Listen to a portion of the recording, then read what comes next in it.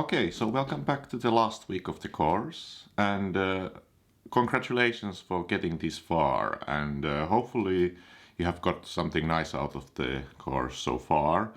And what I want to do today is that or this week basically, I want to finish everything that we've kind of done now, and go into this, using this dual group and Fourier transforms in the groups, to establish this upper bound lemma in the general groups, and then try to use this to, let's say, apply it to some random walks in the symmetric group, to get, for example, results about the random walks of the random transposition shuffles. And today I want to kind of start this by just giving you some of the basic things about the Fourier transform, and especially going into the L2 theory in this group, which will be a bit more complicated compared to the group ZP. So we have to be a bit more careful about some of the things that we do. But let's begin now. So today's lecture, so we will talk about the, like mentioned, convolution theorem in G. Then we will mention, establish this L2 theory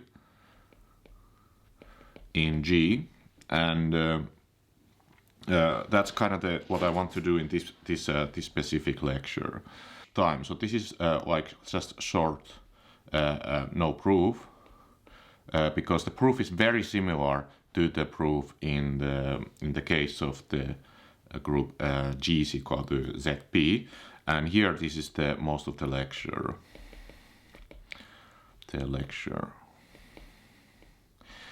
Okay, so the convolution theorem, if we go into the basic definition, convolution theorem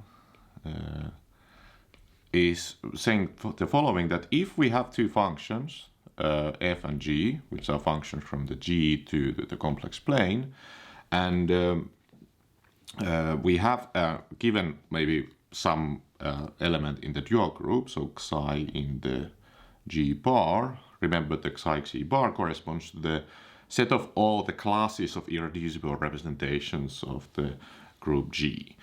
Then we have that the Fourier transform of the convolution at this psi is equal to the product.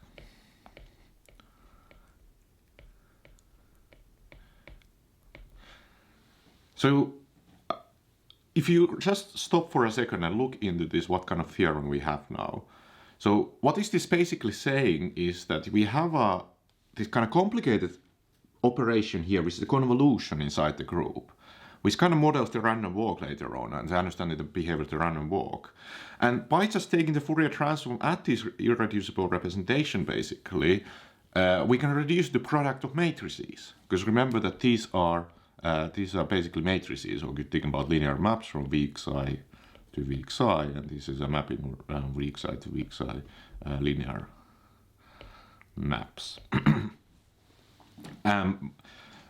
So this is kind of like a very useful theorem for this purpose, and we of course saw already in the case of G is equal to ZP that this allows you to prove, for example, the upper bound lemma later on.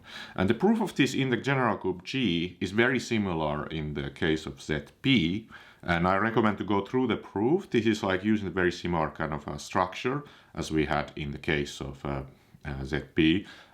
So I have the proof in the notes if you want to go look into this. But now for the next thing, before I want to move into the next topic, we need to now establish the L2 theory in G. So this is kind of like now a bit more non-trivial. So this is now we have to divert a little bit, like from the convolution theorem, it actually gets into slightly more complicated situations. So now the basic thing, let's start also the reason why we call this the L2 theory. Sometimes this is called Hilbert space theory, and now it's in a finite group. So we define, let's first of all write L2 of G. I'm giving this kind of notation, L2 of G, to be just the set of all functions from the group to the complex plane. So this is just a set of all functions. but we equip with this with inner product as we had in the case of the f in the g is equal to zp, and we call it by just this f at x, g of x, x in g. So that's the typical inner product that we always define in this problem. And now this basically this L2G, this is a vector space. This is a complex vector space. So this is a complex vector space with the operation of sum given by we could define like f plus g at the point x. This is just defined to be the f of x plus g of x at the group G. So this is a complex vector space with this inner product. So this is important because now this is an example of something where you could possibly represent your group. And this will be very important. We will later on talk about something called regular representations, which are the kind of representations that we do to this specific group L2 in this case. But in any case, we start from this space L2. So it has an inner product structure, it's a nice with a vector space, and this is like where we want to establish kind of Fourier transform.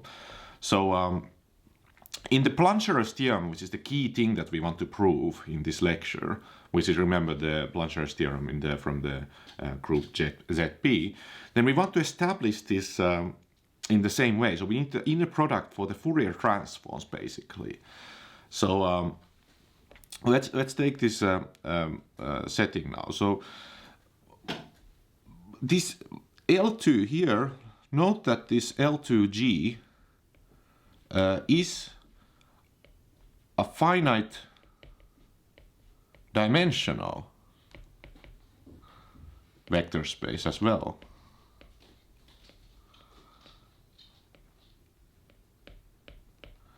With the orthonormal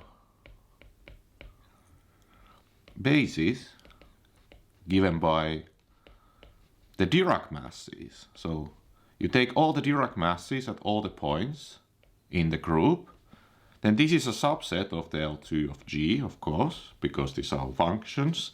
And we notice that if you remember just by the computing the inner product, we see that the Dirac mass at two different points, they are either equal to, like if you look into the definition of the inner product, if they are like equal to the same one at these points, then we get that this is equal to, it's basically summing ones at the point delta x is equal to x. So if we have this f is equal to, let's say, some delta y, and this is equal to delta yz, then this is only one at those points where they are equal to 1, and then if they are 0, then these only other points. So this is actually 1 and 0 if x is equal to y, and if x is not equal to y. So that's they form this kind of orthonormal basis for the L2 in this sense. Okay, so now that we have defined this L2 of G and it has this orthonormal basis structure, then we want to define the space L2 of the dual group. So this is what we want to now define, what this is. The reason for this is that recall that we have this Fourier transform, for example, which are always this is basically, this is always a linear map. So this is always some linear map, because it's a finite sum of linear maps. So we could then define formally that we could write this L of V psi as the space of all linear maps from weak psi to weak psi. So then we can define this L2 of G to be just all these functions f, like big F for example, from this dual group into the union of all the these spaces of linear maps. So now, e.g., the Fourier transform is always an element in L2 of G, because if you take the Fourier transform, we always get some linear map from weak psi to weak psi, and for each of these irreducible representations here, it corresponds to one of these elements inside the space. And so now that's the kind of setting, and now here in this L2 of G, so in this L2 of G bar, we define the Hilbert Schmidt, let's call it Hilbert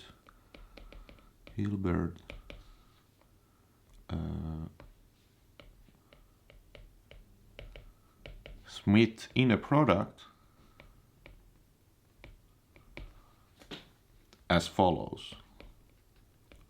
So like in the case of f and g being inside the L2 of G, we want to now define, let's say, some big F and big G inside the L2 of the dual group, and defining as some type of an inner product in this space, that we can get the Convolution theorem in the end that we want to do in this general group setting. So if we take f and g in the L2 of G bar, we define the Hilbert Schmidt inner product of f and g, called subindex h, this to be formally all the space over the sum of the dual group. We take the dimension of the weak psi, and then we want to take the f at the point psi and g at the point psi, and take its Hilbert Schmidt norm at the point psi. So this is the notation I use for HS psi. And here this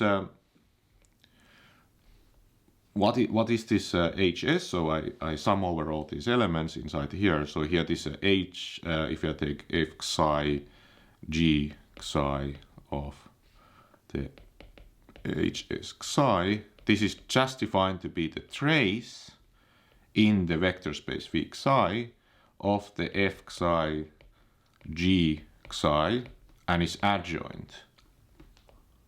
So that's the Hilbert Schmidt inner product. So we have this kind of a definition in here. So what are these? So this is the adjoint and this is the trace.